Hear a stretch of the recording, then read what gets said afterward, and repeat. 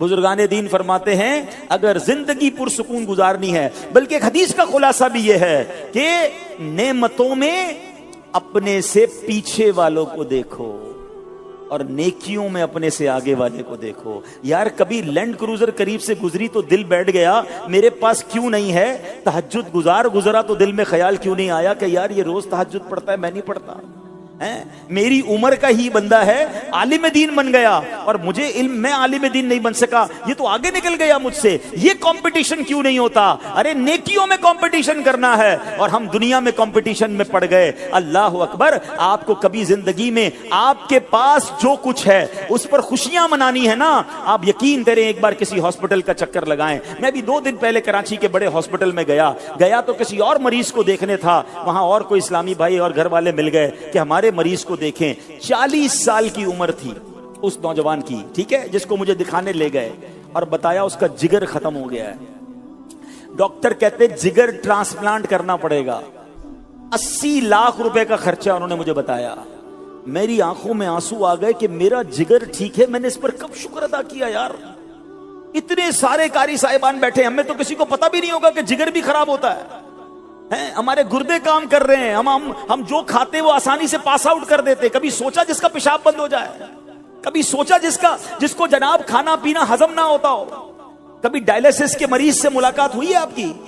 میرے خاندان میں ایک ڈائلیسس کے مریض تھے، وہ بتاتے تھے کہ یار آپ یہ جو جی بھر کے پانی پیتے ہو نا، آپ کو دیکھ کر ہمیں حسرت ہوتی ہے. ڈاکٹر نے کہا پورے دن میں 300 ml کی پانی کی بوتل پینی ہے آپ نے؟ کہتے ایک ایک گھونٹ کر کے پانی پی رہا ہوں. ہمارے گردے کام کر رہے ہیں، ہم نے کب شکر ادا کیا؟ یقین کریں اگر آپ کو جو رب نے دیا ہے اس پر شکر ادا کرنا ہے نا، اور اس پر انجوائے کرنا ہے، موج میں رہو، کیونکہ اللہ نے مجھے کروڑوں سے اچھا بنایا. حضرت ابو الحسن علی بن احمد بن حسین یزدی شافعی رحمت اللہ تعالی کے بارے میں ابو سعید سمعانی فرماتے ہیں کہ آپ رحمت اللہ تعالی بڑے عالم، فاضل، اچھی سیرت کے مالک، خوددار اور سخی تھے. کثرت سے روزے رکھتے تھے، عبادت کیا کرتے تھے، حسن اخلاق کے پیکر، ہمیشہ خندہ پیشانی سے ملنے والے اور عاجزی کرنے والے تھے.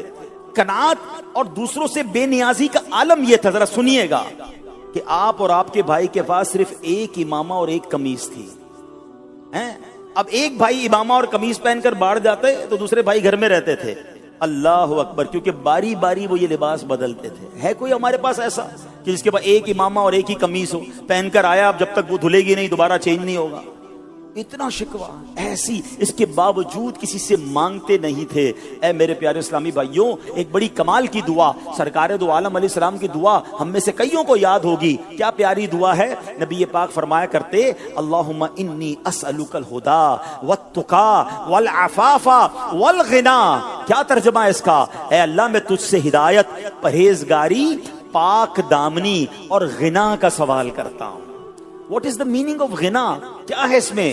امام ابو زکریا یحییٰ بن شرف الدین نووی رحمت اللہ تعالی علیہ فرماتے ہیں کہ حدیث میں الغنا سے مراد بے نیاز ہونا ہے، لوگوں سے بے پرواہی برتنے کے ساتھ ساتھ جو کچھ ان کے پاس ہے اس سے بھی بے پرواہ ہونا ہے. اب ہمارا حال یہ ہے، کسی کے اچھے کپڑے دیکھ لیے، ہم کہیں یار میرے پاس تو نہیں ہے. کسی کی اچھی گھڑی دیکھ لی، ارے میرے پاس تو نہیں ہے. اچھا اس کے پاس موبائل ہے، میرے پاس تو ایسا موبائل نہیں ہے. اچھی موٹر سائیکل دیکھی، پھر پریشان ہو گئے. کسی نے گھر بلا لیا، اس کا گھر دیکھا، پھر پریشان. اچھا ایسا گھر، اتنا بڑا گھر، اتنی گاڑیاں، گھر میں ایئر کنڈیشن لگا ہوا. ہم دنیا والوں کی نعمتیں دیکھتے ہیں اور خود آ کر پریشان ہو جاتے ہیں، ڈی مورلائز ہو جاتے ہیں. نہیں میرے پیارے اسلامی بھائیوں، ایسے زندگی نہیں گزرنی. اگر آپ اپنے سے زیادہ نعمتوں والوں کو دیکھ کر پریشان ہوتے رہیں گے تو ہر شیر کا سوا شیر موجود ہے. کہاں تک جائے گا یہ معاملہ؟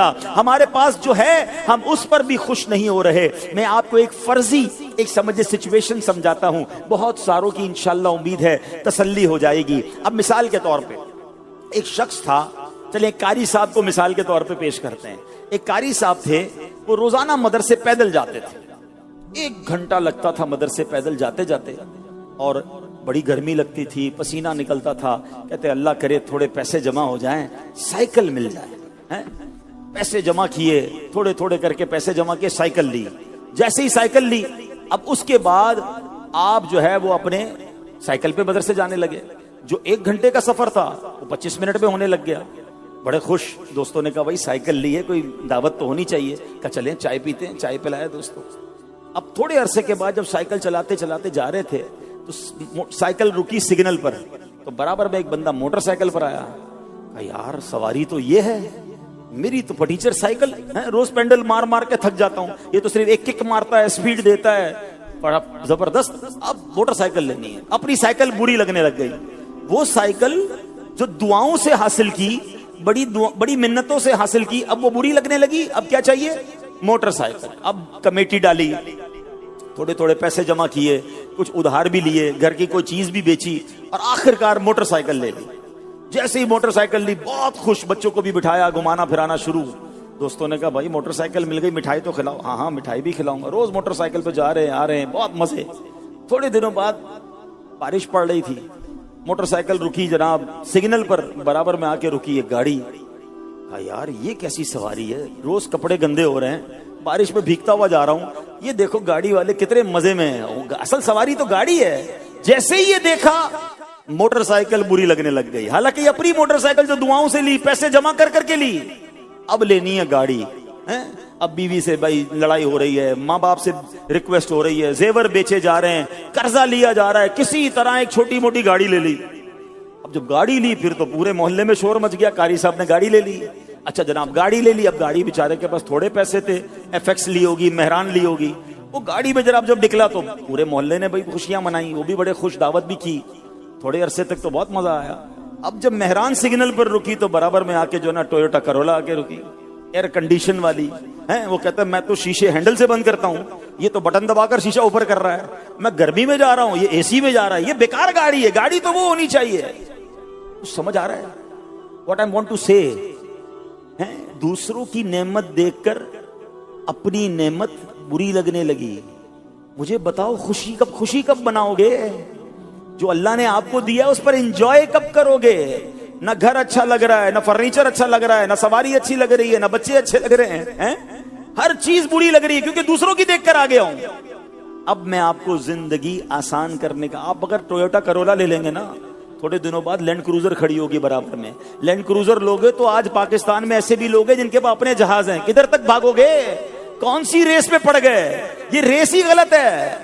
پرابلم یہ ہے کہ دوسروں کو دیکھ کر ڈی مورلائز, اور اسی چکر میں انسان حرام کی طرف جاتا ہے کہ میں نے بھی وہ بننا ہے, میں نے بھی وہ لینا ہے, میں نے بھی وہ خریدنا ہے. ارے جو رب نے دیا اس پر شکر ادا کیوں نہیں کرتے؟ اللہ نے تمہیں کروڑوں سے اچھا بنایا ہے. خدا کی قسم دنیا کے خرب پتی ایک طرف, مجھے اور آپ کے رب نے جو ایمان عطا فرمایا اس کی کوئی قیمت نہیں ہے. اللہ نے بن مانگے مسلمان بنایا نہیں بنایا. اچھا پھر صرف ایمان والا بنا دیتا اور حضرت عیسیٰ کا امتی بنا دیتا, حضرت موسیٰ کے زمانے میں پیدا کر دیتا. مگر میرے رب نے کرم والا کرم یہ کیا کہ ایمان والا بھی بنایا اور اپنے آخری نبی علیہ السلام کا امتی بھی بنا دیا.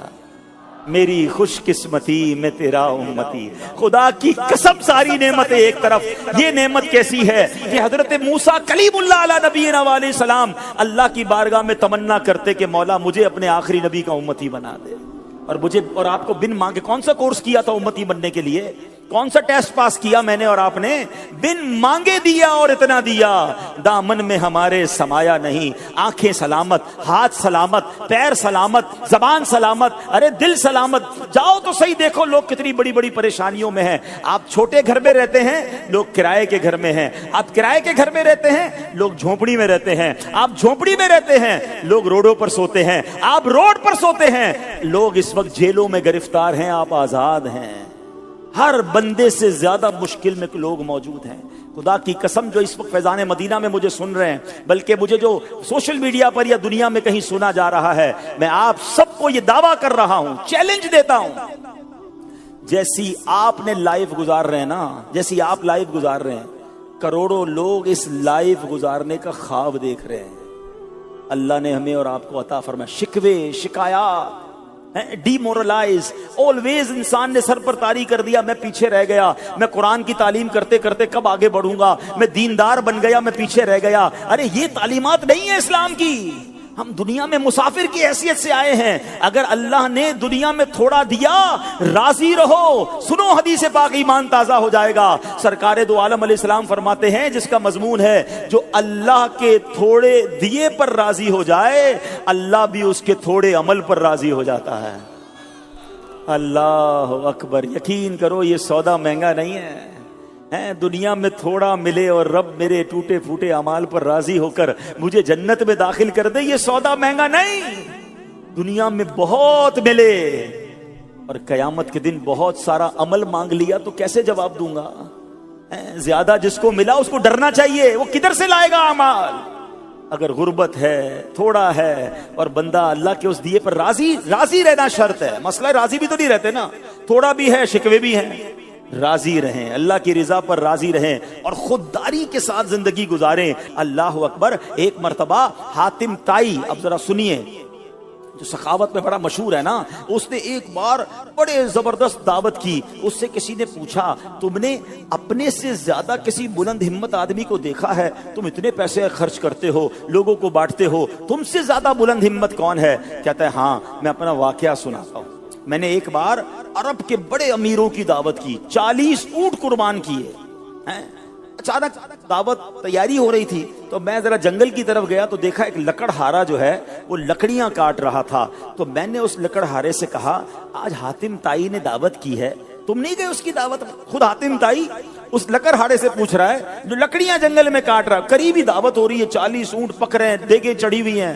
ادھر تو جس کو دعوت نہ وہ پہنچ جاتا ہے, دعوت میں نہ بلائیں تو موڈ آف ہو جاتا ہے کہ یار سب کو بلایا, ہمیں نہیں بلایا. یعنی دوسروں کی دعوت پر نظر ہے, دوسروں کی شادی پر نظر ہے, دوسروں کی تقریبات پر ہماری کیوں نظر ہے کہ وہ اس نے ہمیں کیوں نہیں بلایا, اتنا بڑا پروگرام کیا ہمیں نہیں بلایا. نہیں میرے پیارے اسلامی بھائیو, سنیے, وہ لکڑہارے سے خود حاتم طائی پوچھتا ہے, تم حاتم طائی کی دعوت میں نہیں گئے؟ اتنی بڑی دعوت ہے.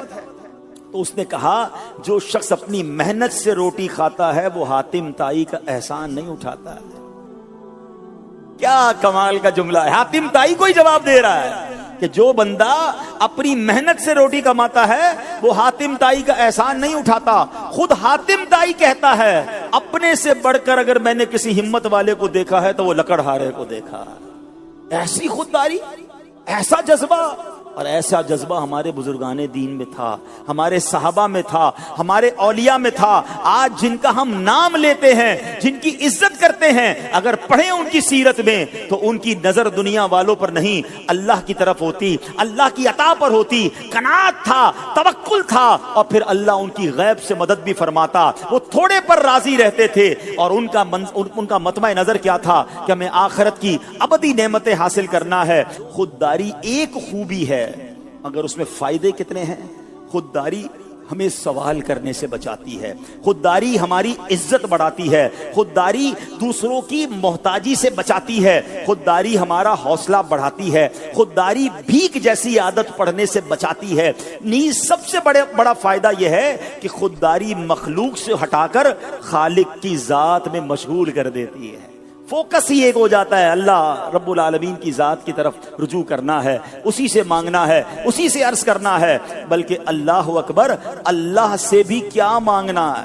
یہ بڑی کمال کی بات آج آپ کو میں سناتا ہوں کہ اللہ کی بارگاہ سے بھی کیا مانگنا ہے, یہ سمجھنا ہے. اللہ کرے یہ بات سمجھ آ جائے. حضرت رابعہ بصریہ رضی اللہ تعالیٰ عنہا, ان کی خدمت میں ایک شخص نے آپ کو 40 دینار پیش کیے, کہا کہ یہ لیجیے اور اپنی ضروریات پوری کر لیجیے. آپ رونے لگی, آسمان کی طرف سر اٹھا کر کہتی ہیں, اللہ جانتا ہے میں اس سے بھی دنیا مانگنے میں شرماتی ہوں, حالانکہ وہی اس کا مالک ہے. پھر اس شخص سے کیسے رقم لے لوں جو دنیا کا مالک بھی نہیں ہے. میں تو دنیا کے مالک سے بھی دنیا نہیں مانگتی ہوں, اس سے بھی آخرت کا سوال کرتی ہوں, تو دنیا والوں سے دنیا کیسے لے لوں. اللہ اکبر. یعنی یہ بھی سکھایا بزرگوں نے کہ رب سے صرف دنیا مانگتے رہنا. اے اللہ نوکری بڑھ جائے, پیسے بڑھ جائیں, کاروبار میں ترقی ہو جائے, ٹھیک ہے دنیا مانگ سکتے ہیں, مگر مزہ یہ ہے کہ رب سے آخرت کی بہتری کا سوال زیادہ ہو. آپ نبی پاک کی دعائیں اٹھا کر دیکھیں, اللہ کے حبیب علیہ الصلوۃ والسلام نے جب بھی دنیا کا کوئی سوال کیا اس کے ساتھ آخرت کی بات کی اور وہ زیادہ کی. بڑی مشہور دعا ہے, ربنا آتنا فی الدنیا حسنہ. آگے کیا ہے, وفی الآخرۃ حسنہ، اور آگے کیا ہے؟ وقنا عذاب النار۔ دنیا ایک بار، اے اللہ دنیا کی بہتری، دنیا کی آسانی عطا فرما، آخرت کی بھی بہتری عطا فرما، عذاب قبر سے بچا۔ سرکار دو عالم اپنے بچوں کے لیے جب دعا مانگتے، ہم بھی مانگتے ہیں اللہ بچوں کی خیر فرما، بال بچوں میں محبت عطا فرما، مگر لک ایٹ دا وے، دیکھیے نبی پاک کا طریقہ کیا ہے؟ ربنا ہب لنا من ازواجنا وذریاتنا قرۃ اعین واجعلنا للمتقین اماما۔ اے اللہ میرے بچوں میں، میری آل اولاد میں محبت اور پیار عطا فرما، انہیں میری آنکھوں کی ٹھنڈک بنا۔ بات تو پوری ہو گئی یہاں پر نہیں، وجعلنا للمتقین اماما، اے اللہ ہمیں متقیوں کا امام بنا دے۔ کتنی پیاری تربیت ہے کہ اللہ سے مانگنا کیا ہے؟ دنیا والوں سے نہیں مانگنا، مگر رب سے بھی صرف دنیا نہیں، اس کی رضا مانگنی ہے۔ ارے وہ خالق ہے، وہ مالک ہے۔ میرے ماں باپ سے میں نے مانگا تھوڑی تھا کہ کھانا کھلاؤ، میں پیدا ہوا تو مانگا تھوڑی کہ کپڑے دینا، انہیں معلوم تھا مجھے کیا چاہیے، وہ دیتے رہے، میں بڑا ہوتا رہا۔ ارے جس نے بنایا ہے، جو خالق کائنات ہے، اسے معلوم ہے مجھے کیا چاہیے، میں اسی پر چھوڑ دوں نا کہ میرے مولا مجھے اس حال میں رکھ جس میں تو راضی ہے۔ سبحان اللہ، جس دن آپ نے اور میں نے یہ ذہن بنا لیا کہ اللہ کی بارگاہ میں دل سے یہ کہیں، دیکھیں دو طریقے ہیں۔ ایک بات یہ ہے کہ ہم پتہ ہے اللہ سے کیا کہہ رہے ہوتے ہیں، ہم کہتے ہیں یا اللہ اس حال میں رکھ جس حال میں میں راضی ہوں۔ یہ الفاظ نہیں ہوتے مگر انداز یہی تو ہوتا ہے۔ اللہ بیماری دور کر دے، کاروبار میں برکت ہو جائے، مدرسے میں گریڈ بڑھ جائے، فلاں فائدہ ہو جائے، مسئلہ وہاں رشتہ رکا ہوا ہے وہ ہو جائے، یعنی جو جو میری خواہشات ہیں اللہ وہ دے دے۔ اس کا مطلب کیا ہوا کہ اللہ اس حال میں رکھ جس حال میں میں راضی ہوں۔ پتہ ہے اللہ والے کیا کہتے تھے؟ اے اللہ اس حال میں رکھ جس میں تو راضی ہے۔ ہاں اس میں بے شک اگر مشکل میرے لیے تیرے نزدیک اچھی، میں مشکل میں بھی راضی، تیرے نزدیک میرے لیے بیماری اچھی، میں بیماری میں بھی راضی۔ اے اللہ جس میں تو راضی اس میں میں راضی۔ جس دن آپ کا یہ ذہن بن گیا، آپ نے اللہ کی بارگاہ میں یہ تمنا کی، آپ دیکھو پھر اللہ کریم کی طرف سے کیسے عطائیں برستی ہیں۔ سبحان اللہ، یہ بات ہے کہ بندہ سبمشن کرے اللہ کی بارگاہ میں کہ مولا مجھے اس حال میں مت رکھ جس میں میں راضی، اے مولا مجھے اس حال میں رکھ جس میں تو راضی ہے۔ ہاں یہ اللہ والوں کی بات ہے، سمجھ تھوڑی دیر سے آئے گی۔ میں جے سونا میرے دکھ وچ راضی، جے سونا میرے دکھ وچ راضی، میں سکھنوں چلے پاواں، پھر مجھے اس سکھ کو کیا کرنا ہے اگر میرا رب اس میں راضی ہے۔ ہوا تھا نا حضرت ابراہیم کو جب آگ میں ڈالا جا رہا تھا، آئے تھے فرشتے کہ حضور ہمیں بتائیں، ہم ہوا چلاتے ہیں، ہم موارث چلاتے ہیں، آگ بجھا دیتے ہیں۔ آپ نے فرمایا مجھے تمہاری کوئی ضرورت نہیں، میرا رب دیکھ رہا ہے، میرا رب کارساز ہے۔ جب آپ کو بالکل آگ میں ڈالا جانے لگا تو پھر کیا ہوا؟ جبریل امین آئے کہ حضور آپ ہم سے تو مدد نہیں مانگ رہے، اللہ سے تو مانگ لیں۔ پھر کیا جواب دیا تھا؟ فرمایا اللہ دیکھ رہا ہے نا، اگر اسے بچانا ہوگا تو بچا لے گا، اور اگر اس بات پر وہ راضی ہے کہ میں جل جاؤں تو میں جلنے کے لیے تیار ہوں۔ پھر کیا ہوا؟ وہ آگ کو ڈائریکٹ اللہ نے حکم دیا، یا نار کونی بردا و سلاما علی ابراہیم، اے آگ ٹھنڈی اور سلامتی والی ہو جا ابراہیم پر۔ جب بندہ اللہ کی بارگاہ پہ سر جھکاتا ہے تو اللہ آگ کو بھی باغ بنا دیتا ہے۔ اگر آج بھی ہو ابراہیم سا ایمان پیدا، فرق یہی تو ہے، ہمارا ایمان وہ نہیں رہا۔ اگر آج بھی ہو ابراہیم سا ایمان پیدا، آگ کر سکتی ہے انداز گلستان پیدا۔ آج بھی آگ باغ بن جائے گی، ایمان وہ چاہیے۔ تو اے میرے پیارے اسلامی بھائیوں، خودداری اپنانی ہے۔ اب آخر میں اس شخصیت کا واقعہ سن لو جن سے ہم سب بڑا پیار کرتے ہیں، بریلی کے تاجدار امام عشق و محبت اعلی حضرت رحمت اللہ تعالی علیہ۔ آپ کی بارگاہ میں ایک شخص آیا، حاضر ہوا، مرید تھا، مٹھائی کا تحفہ پیش کیا، سلام کیا اور مٹھائی کا تحفہ پیش کیا۔ آر حضرت فرمایا بتاؤ کچھ اور ضرورت کا؟ نہیں، بس حضور آپ کے دیدار کے لیے آیا۔ آپ نے وہ مٹھائی کا ڈبہ گھر میں بھجوا دیا، اور کسی چیز کی حاجت کا نہیں ہو۔ تھوڑی دیر گزر گئی، کہتا حضور ایک تعویذ چاہیے۔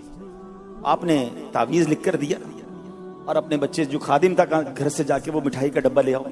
ڈبہ واپس آیا، تعویذ بھی دیا، مٹھائی کا ڈبہ بھی دیا، اور فرمایا ہمارے یہاں تعویذ بکتا نہیں ہے۔ مٹھائی دے کر تعویذ لینے آئے ہو تو پھر مٹھائی لے لو اور تعویذ بھی لے لو۔ کیسی خودداری ہے! اور آج مجھے اور آپ کو کوئی بیان پر بلائے، تلاوت پر بلائے، کسی تقریب میں بلائے اور تحفہ نہ دے تو اپنے دل کی کیفیت چیک کریں یار، بڑے کنجوس لوگ ہیں، علماء کی خدمت ہی نہیں کرتے، بلاتے ہی نہیں ہیں۔ غور کریں پھر مقصد کیا تھا آپ کا؟ بیان کرنا، نعت پڑھنا، تلاوت کرنا، یہ کس لیے گئے تھے؟ قرآن پڑھنا اس لیے گئے تھے کہ دنیا کی کوئی چیز ملے؟ نہیں، اللہ کی رضا کے لیے۔ اللہ سلامت رکھے میرے پیر و مرشد امیر اہل سنت کو اور دعوت اسلامی کے خوبصورت اس ماحول کو، جس نے ہماری دعوت اسلامی کے مبلغین کی تربیت فرمائی کہ جناب بیان کرنا ہے، تلاوت کرنی ہے، قرآن خوانی کرنی ہے، نعت پڑھنی ہے، تو کوئی آپ نے لفافہ کہ کوئی ڈیمانڈ نہیں کرنی ہے، اللہ کی رضا کے لیے کام کرنا ہے۔ اور آج بھی آپ دیکھ لیں وہ مبلغین، وہ علماء، وہ نعت خواں، وہ اسلامی بھائی جو فقط اللہ کی رضا کے لیے کام کر رہے ہیں، اللہ انہیں عروج عطا فرماتا ہے، لوگوں کے دلوں میں ان کی عزت اور بڑھ جاتی ہے۔ تو اے میرے پیارے اسلامی بھائیوں، ہم دین کے داعی ہیں، ہمارا کام لوگوں کو دین کے قریب لانا ہے۔ عام لوگوں سے زیادہ خودداری ہمارے اندر ہونی چاہیے تاکہ لوگ دین کے قریب آئیں۔ اگر دیندار ہی خوددار نہیں ہوگا تو لوگ تو ویسے بھی دین سے دور ہیں، پھر کون دین کے قریب آئے گا؟ تو اے میرے پیارے اسلامی بھائیوں، جو اتنی بڑی تعداد میں پورے پاکستان کے مختلف شہروں سے عالمی مدنی مرکز میں تربیت کے لیے آئے ہیں، اپنے اندر خودداری کا جذبہ بیدار کریں، اپنی زندگی کا یہ اصول بنا لیں کہ میں نے کسی سے سوال نہیں کرنا۔ انشاءاللہ اگر کوئی مشکل پڑی تو میں اپنے رب کی بارگاہ میں سر جھکاؤں گا، اور جب میرا توکل اور میرا ایمان مضبوط ہوگا تو میرا رب ضرور غیب سے میری مدد فرمائے گا۔ اور اس نے وعدہ فرمایا ہے قرآن میں، وہ آپ تو قرآن پڑھانے والے لوگ ہیں، یہ آیت کئی بار آپ نے تلاوت کی ہوگی، آپ میں سے کئیوں کو یاد ہوگی، وَمَن يَتَّقِ اللَّهَ يَجْعَل لَّهُ مَخْرَجًا۔ جو اللہ سے ڈرے اللہ اس کے لیے راستہ نکالے گا، ہاں اس کے لیے نجات کا راستہ نکالے گا، اس کو راستہ ملے گا۔ پھر آگے کیا فرمایا؟ وَيَرْزُقْهُ مِنْ حَيْثُ لَا يَحْتَسِبُ، اللہ وہاں سے روزی دے گا جہاں تمہارا گمان بھی نہیں ہوگا۔ اب آپ کو پتہ بھی نہیں چلے گا یہ معاملہ حل کیسے ہو گیا۔